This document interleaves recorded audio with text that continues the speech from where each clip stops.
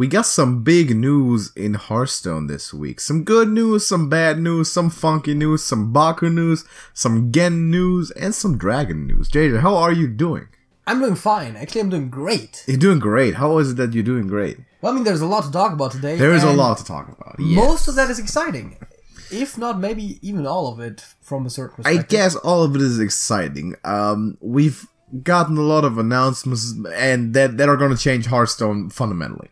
Like, the way that Hearthstone is right now, it's going to change completely. The metagame is going to be all over the place and completely unrecognizable in a little bit more than a month from now. Yeah, which, of course, is when the Year of the Dragon starts. The Year of the Dragon. There is, as you can see on the screen right now, there is a graphic that gives hints for the 3 expansions. We're going to make a separate video on that, which is probably going to release on Tuesday. Yep. Where we kind of like... speculate a little bit. Yeah, we basically recount the speculations of other people on the internet. We'll think about what we can maybe come up with. Yeah, like give arguments for which ones are the most likely and how it's all going to connect. So it's definitely going to be an interesting year, but I guess the biggest one is the Hall of Fame announcement. That's definitely the thing that we now most know about what is going to shape the meta.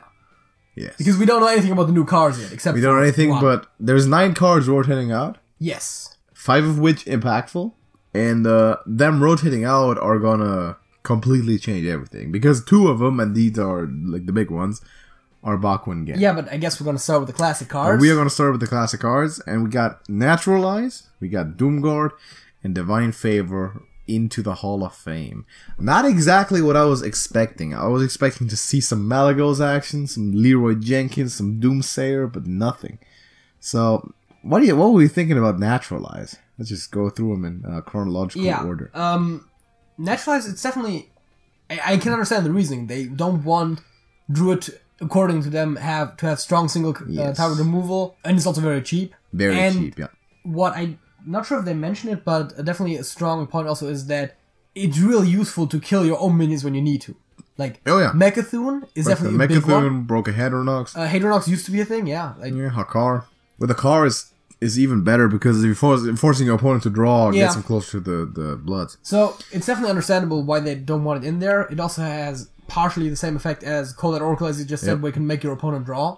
I can see why they don't want it in there. Yeah, I guess it's fair enough. I mean, it's going to interrupt a lot of combos. They're going to have to reinvent Druid anyway because of the whole mana ramp. So Druid's going to be completely new class. I said before when we talked about the nerfs, but I'm excited to see what they're going to do with Druid. I'm more pessimistic to see what they're going to do with Druid. It's either going to be broken or it's going to be bad until they find some balance. They're not going to have perfect class identity for Druid to be like the 3rd best class in the meta and it's just all sort of balanced. That's not going to be the case with the complete restructuring, probably. Yeah. The second card is Doomguard. This one caught me by surprise. I expected 1 or 2 chargers, but Doomguard was not the one I expected. So the big thing here, of course, being it's a charge minion.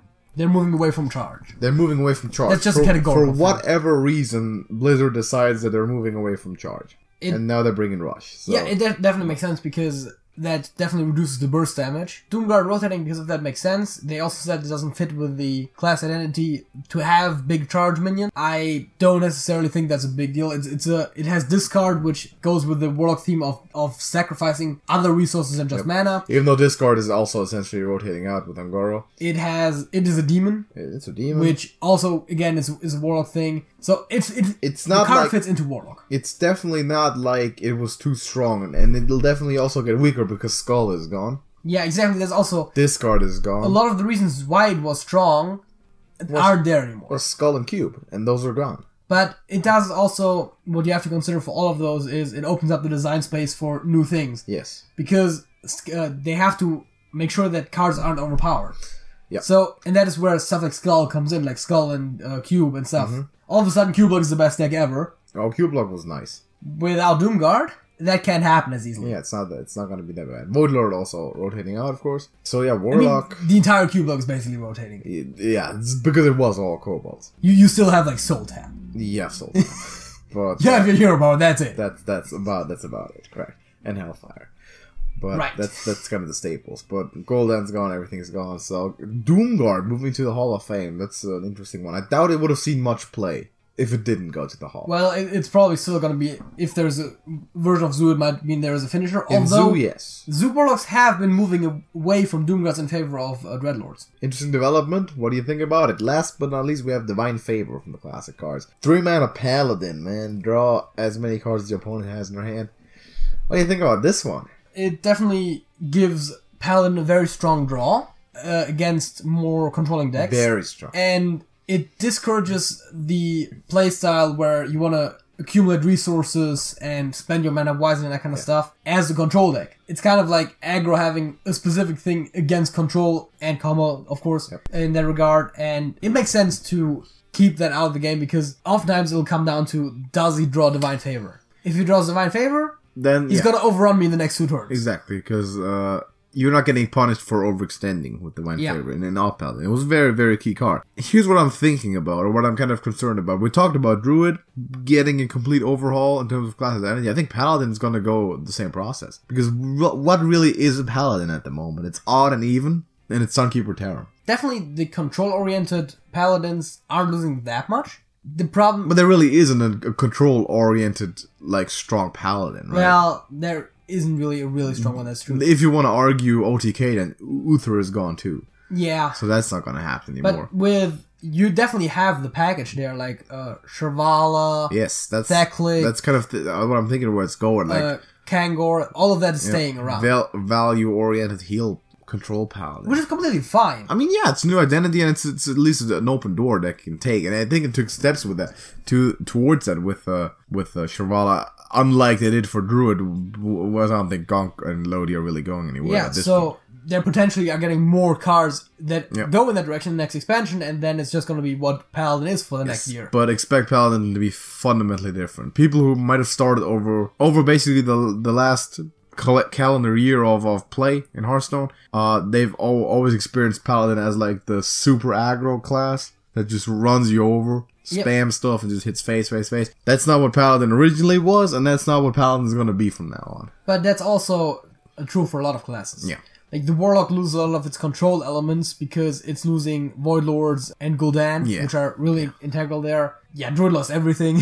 Druid lost everything. Hunter will still go face. Shaman lost everything. Shaman already lost it. Yeah, so... After the game is changing, It's going to be fundamentally different, and all that's manifested in the rotation of Bakuin Gin. I mean, those were the 2 most impactful cards in the game. I don't hate the decision, but I'm also not one of those people that said you have to do it. Yeah, I've seen that a lot. People were talking how, oh my god, this is so amazing. I don't agree with the kind of resentment that people show for Bakuin. It's a bit spiteful, dudes. But I get that people are annoyed by it, but at the same time, I mean, you also played it, right? Yeah, also the thing is, it promoted you to play cards that weren't usually played that much, because you had to fill up the deck somehow. Yep. And with a lot of the support cards for a lot of the even and odd decks rotating out, the new even and odd decks would look relatively different to the current ones. Completely different, actually, yeah. So they would still be hero power based, obviously. Odd Paladin. Yeah, I think that would have been a significant shakeup either way. I can understand why they did it. I always am kind of cautious when something like this happens because this was caused by the community wanting it to happen. Which means they're listening to the community, which is a good thing. The problem is, most of the community is not game designers. And sometimes... And the thing is, without trying to be condescending or anything, but a lot of people that are Hearthstone players will judge more on like, oh god, I hate this card because I lost to it 3 times in a row. Yeah, so the problem is that... And therefore it's a problem and needs to rotate, right? And people have talked about this before, where you, as a player, don't necessarily know what's best for the game. Correct. You think that a certain change will be good, but at the end of the day, it might actually have the opposite effect. So I feel like it's good that they listen to the community, but I also feel like there should be some kind of element to kind of validate the quality of criticism too. Yeah. Because, I mean, people are, like, I'm hearing the punchline fun and interactive a lot. Like, oh my god, it's not fun and interactive. But it's brought new features. It's brought transformative hero powers, discounted hero powers, as you said, new cards that don't see play that much. A little bit more alternative. Whereas, I'm not seeing people riot in the streets about Pyroblast, which which has been in Classic forever, and it's been the least fun and interactive card in the game, and just not doing nothing but be not fun and interact. A similar idea with most charge minions, especially high attack ones that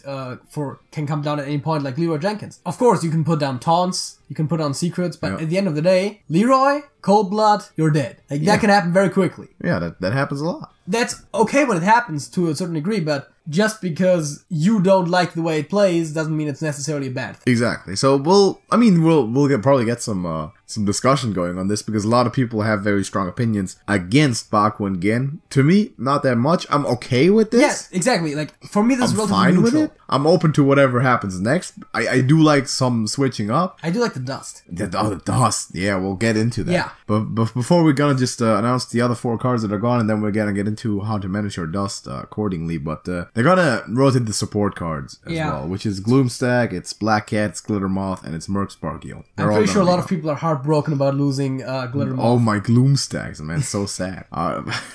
Terrible. Yeah, but those cards are all going to be going to the Hall of Fame for... I just remarked this to JJ. It's the first time they're rotating cards for being too bad instead of being too good. Yeah, so the idea why those are rotating is because the deck archetypes that are associated with them are going to be rotated thanks to Baku and Gen leaving. Without Baku and Gen, there's no reason for those cards to exist. Thereby, they're just going to remove those cards as well. Exactly. Again, I'm not opposed to it. It's at least fair in terms of that we're getting the dust. Yeah, it's nice that we're getting the dust. I think that technically Mercspark is still playable. Yeah, I mean, you don't marginally better over Crocolisk, but you don't have reason to run Crocolisk. This one actually deals some damage in the end game. It's not a huge deal. Not important. I definitely, as I said before, I like for the dust. For dust purposes, that's a good move. It's a nice move by Blizzard, actually taking care of that. It's what they should have done with Kingsbane when Leeching Poison was killed. They should have done with Shudderwalk and Grumble when Changing was killed. Yeah. At least this time they're doing it, which, you know what, I appreciate that, because that was my main criticism, my main feedback over the last few nerfs, and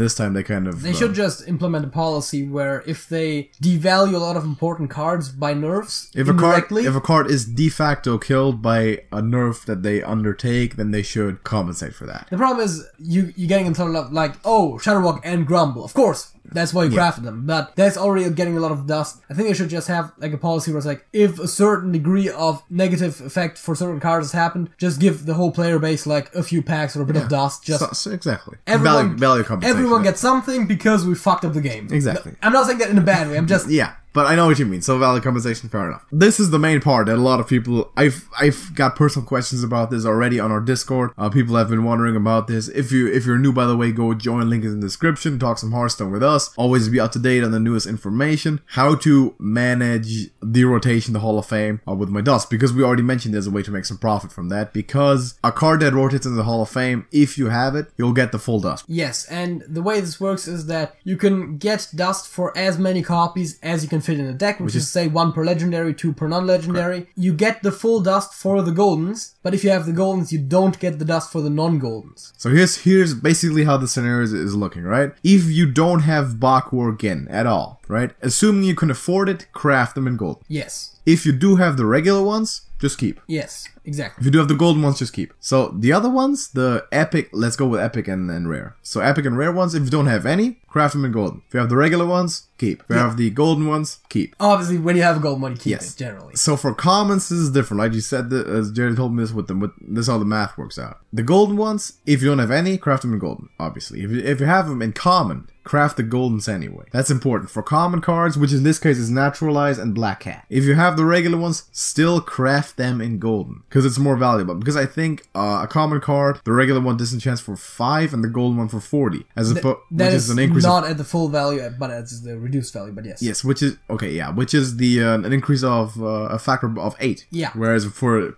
rares, commons, legends, it's 4. So for commons, if you have the regular ones, still craft them in golden. Here's how this is going to work. So when the rotation happens, because for a lot of people, this is the first rotation that they experience. Of course. You'll just get the dust. You don't have to do anything. Once those cards are in the Hall of Fame, the dust is just, will just be entered into your bag. But that's the exact amount of dust you took just to craft them, so you might be wondering why do that, and the obvious reason for that is because you can then still disenchant them for a quarter of the value they crafted them for. You can disenchant them for 400 dust if you're making a regular Baku or again. Yeah. And that's just profit. You can also, at this point, just take the opportunity to craft your Baku or your game for free. Yeah, exactly. And play if you them want to play in them wild. wild. If you play them wild right now, you craft a Baku, play him. You're gonna play him in wild in the future, and you're gonna get your entire dust back in a month, and you just keep the free legend or the free card. That's also possible. For us, it's gonna be dusting because I don't really play that much wild. I'm probably gonna keep him, but Baku again. Baku again, yeah. I might think about it, but the main. I'm definitely gonna dust my golden glitter moth that I just got from a monthly reward. I'm also gonna dust all the other cards for sure. But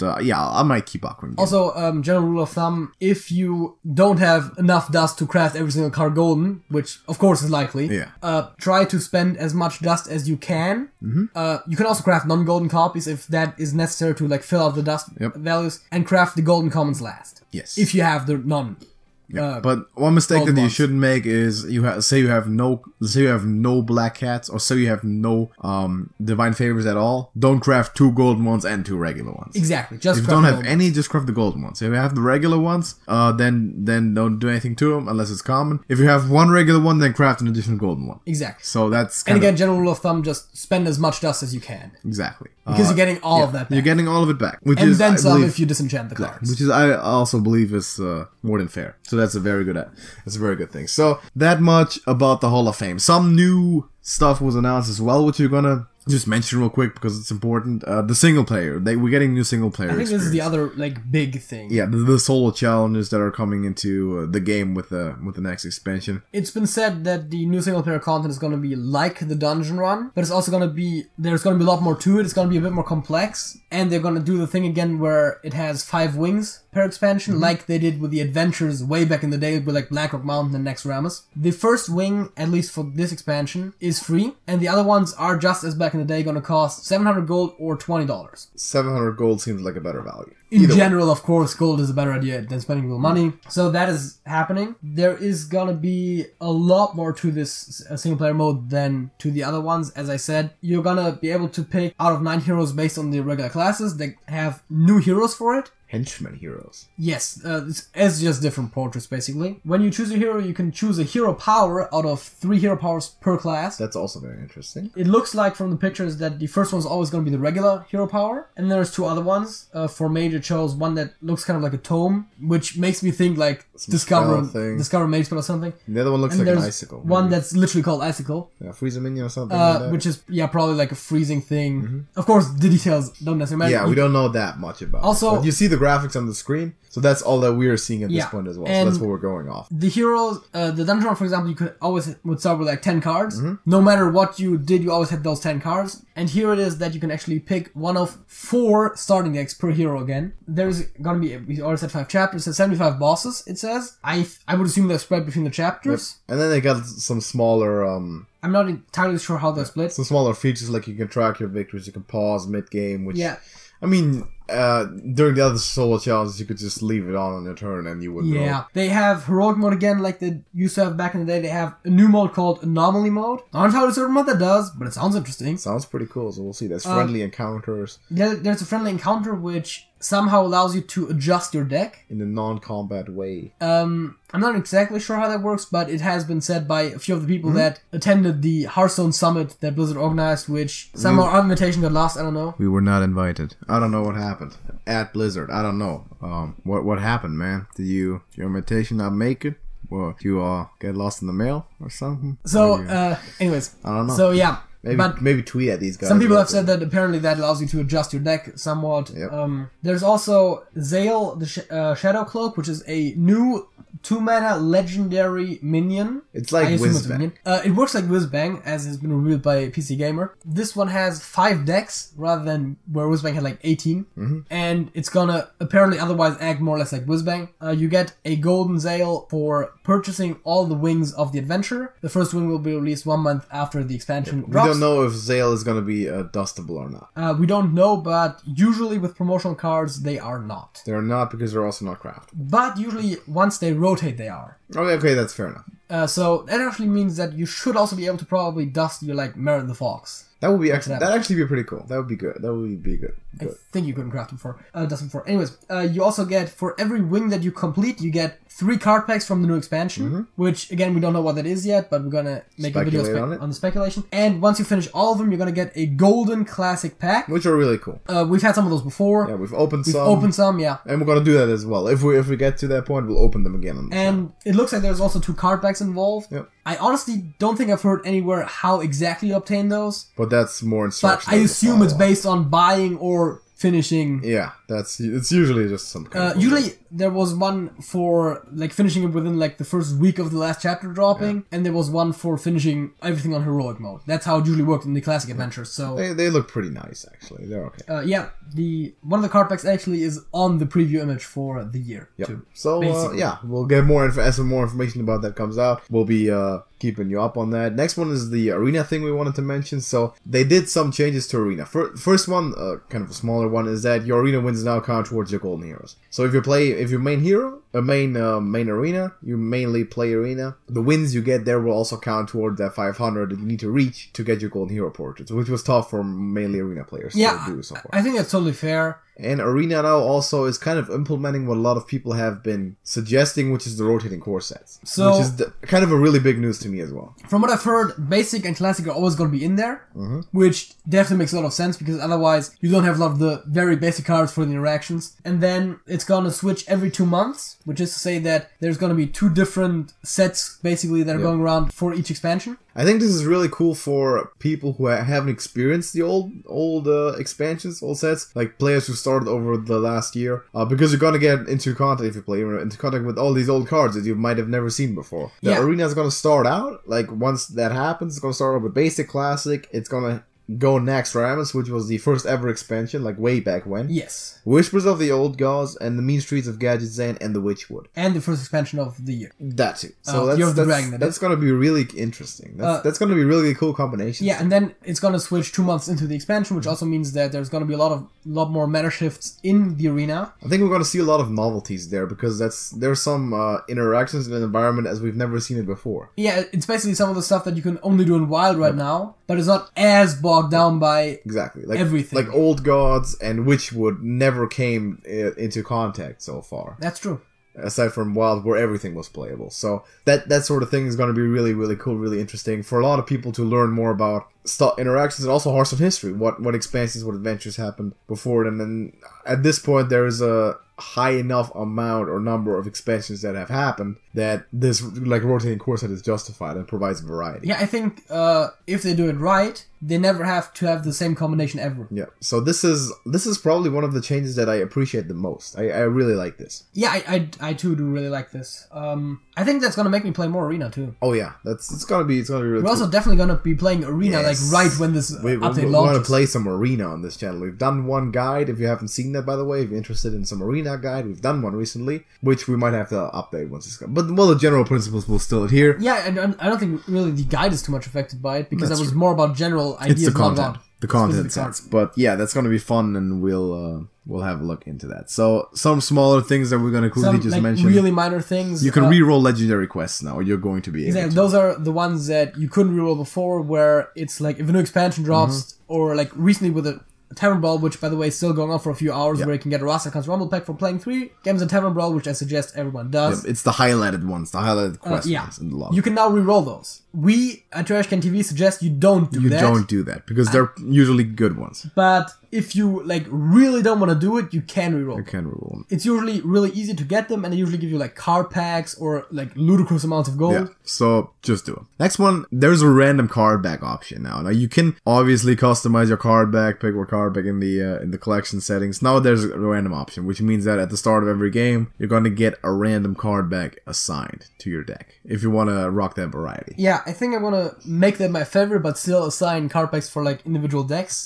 So yeah, you got. It's like in Tavern Brawl, I get like random. More customized choices, smarter also, deck building. Fun fact about the random card back: in the random selection for the card back, the art for the random card back is included, so you can get the random card back design as a card back in a game. That's actually pretty cool. I mean, why not? That's a pretty good hit. So smart deck building. There's going to be some improvements to the deck builder. Not exactly sure how that's going to look, but more information on that. The way that was explained is that they are gonna, based on statistical data, suggest cards for you when you're trying to autocomplete the deck. Okay. So if you don't have any cards, it'll just Yeah. go to your collection and see like, oh, you're making a mage deck. That makes the sense. most winningest card in mage decks is this one, and then, oh, this one works well with that. So basically, kind of like you're going to like site like HS Replay and you go Yeah, that's play sensible. win rates, and then like start looking at like Usually, what cards are played yeah. together. Usually the deck helper wasn't exactly the smartest thing. So supposedly the results of that are supposed to be relatively good. I would of course still suggest that you build your decks yourself if you know what you're doing. You don't want to use that But feature anyway. for beginners, it's definitely great. Also, if you Total beginners. That is. if you have like a meta deck that you're copying from somewhere and you're missing some of the cards, Making some tweaks. you can just drop out the cards that you're missing and just have it autocomplete. And the deck should be playable, as opposed to right now where it just goes like, oh, you don't have enough 3-drops. Let's give you... Like, freaking Thoromar Farseer. Yeah, like, you don't have enough 2-drops, let's give you, like, Razor Fen. Yeah, Raptor. Like, yeah. It's just any basic card, right? So that's gonna be, it's a good movement. And finally, the Mammoth Sunset. The year of the Mammoth is coming to an end. Ungoro, Frozen Throne, and the Q blocks and Catacombs are rotating out of Standard. And this is gonna be a big one, because the two most impactful individual things I would have said, in like, aside from Odd and Even, were the Death Knight heroes Yes. and Q blocks and Catacombs, like the whole expansion. I think that was the strongest expansion we've ever seen. That's gone. Legendary weapons, gone. Quests, gone. The alternate heroes, not the alternate heroes, the Death Knight heroes, gone. So it's gonna be a whole new game. It has been said that, I'm not sure if there's any confirmation for this, but talk on the internet has it that the Hearthstone team is trying to slowly decrease the power creep in the game again. Because the problem was, before Standard was a thing, every expansion kind of had to be stronger than the previous one, because otherwise the new cards just wouldn't be played, because there's so many cards around. But they've gotten a lot of letters of complaint from Silverback patriarchs all over the world. And so they now are reducing the power levels a bit again, it seems, and by rotating out a lot of the last cycle besides Bakugan again wasn't that strong. No, Boomsday and Rastakhan were not that strong. And the Witchwood, aside from Odd and Even, also wasn't. The Year of the Mammoth was a lot stronger. Basically, all of the really strong cards are moving out again, and don't expect the first expansion of the Year of the Raven to be as impactful as like the Witchwood with Odd and Even was, or as Kobolds was, which means that probably more cards are going to be playable, so that's nice. It's definitely going to be an interesting journey forward. So, we're going to keep you up on what you wanted to say, though, about the Mammoth Sunset was that between March 25th and April 2nd, if you log in, you get one pack for each expansion from the Year of the Mammoth. So it's a free pack. There's 3 total packs. So why not? Yeah. If you want to play Wild, that's some nice cards maybe. If you want to just play Standard, that's some nice dust. If you do have the time, I would strongly urge someone to go out and set up a petition for the Snowflipper Penguin to be rotated into the Classic set. Because if it's not, then it's leaving Standard. Oh my god. So that's... I mean, this is basically the end of our channel. Just ask yourself the question: do you want to live in a world where Snowflipper Penguin is not a standard card? I don't, but we're just two people and we need the support of the masses. Anyway, like the video if this helped you out. We went for a long time, but there was a lot of information this week, so it's gonna be really interesting. And there's probably gonna be more information next week because there is gonna be an AMA on the 7th of March. So that's gonna be really cool. I'm gonna look out for that. Also, be sure, by the way, the ACT Winter Championship going on at the moment. Yes. Like this weekend, couple more days. Just hop on over there on Twitch. You could just Google it, or you just go on Twitch, just enter Hearthstone. Yeah. Also, play Hearthstone. Everything that we talked about that is relevant to Hearthstone is going to be linked in the description. All the articles about the updates, the link to the Twitch channel, our guide videos, like everything that we mentioned that could be relevant to you. Our Discord channel, which you should go join and talk to us, talk to the community. It's great. It's party going on over there nonstop. So be sure to do that. Leave a like if you want to subscribe to TrashcanTV, and we'll see you next time. JJ. That's it. That's it.